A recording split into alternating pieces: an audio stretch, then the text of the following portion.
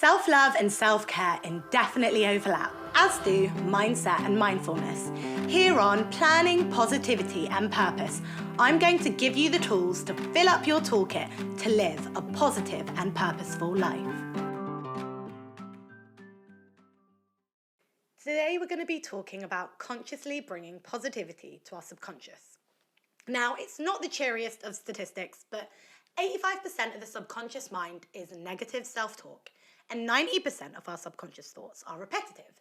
So if what's going on in our minds without us even knowing isn't the chirpiest of sorts, to say the least, and is happening repetitively on a loop, we have to ensure that we consciously create positive states, as unfortunately, it's far easier for the brain to retain things that cause us unhealthy states. However, there are so many things that we can do to reclaim power of any intrusive thoughts which have been hardwired, whether it's by ourselves, socialization, the media, opinions of those in our inner circles. Reflection. Pens and paper out.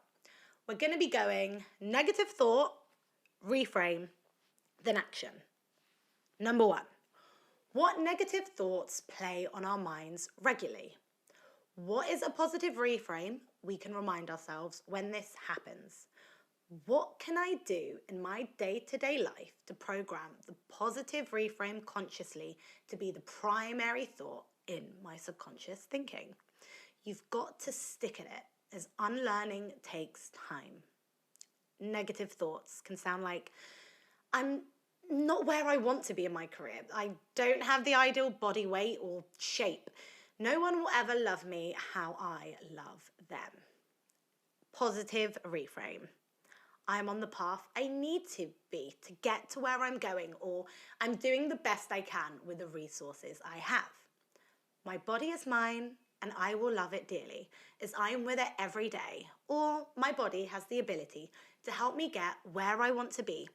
For me, someone who suffers from chronic pain and has always had a long-standing physical disability, a lot of mantras and body positivity hasn't always felt fitting.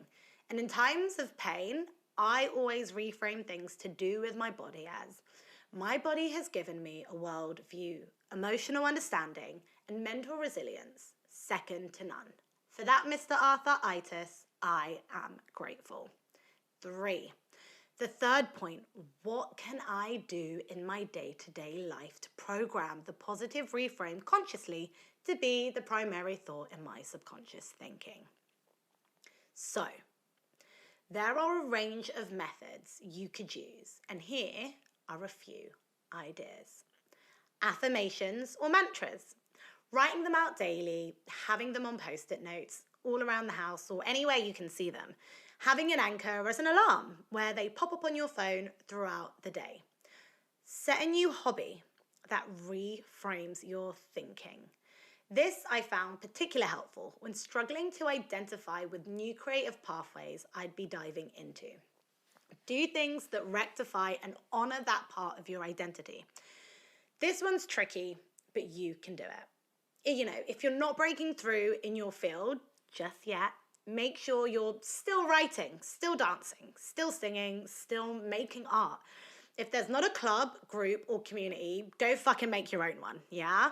Your actions and desires are validated by the things that you are doing, not from a social stamp from society. What their definition of success isn't what you have to use to define your own. If you write in a journal, you are a writer.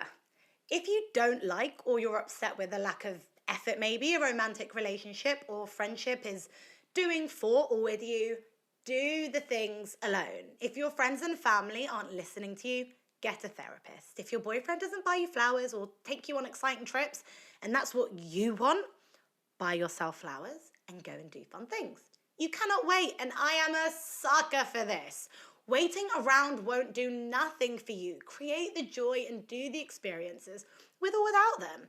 That is what will attract and keep the right energy and people in your life. So, a reminder for creating positive thoughts and getting them into our subconscious mind, which holds so much of what we tell ourselves on the daily. What negative thoughts play in our mind regularly? What is a positive reframe we can remind ourselves when this happens? And what is it that you can do in your day-to-day life to program the positive reframe consciously to be the primary thought soon to be in your subconscious thinking? We have to consciously choose to create positive thoughts to break the cycle, and there's no better way to do so than creating habits. Once something becomes habitual, we can break the cycle and not have to think about doing it or using it as an intervention like when we start. It just happens. Then those repetitive thoughts we have can be programmed into positive, hearty, and wholesome ones.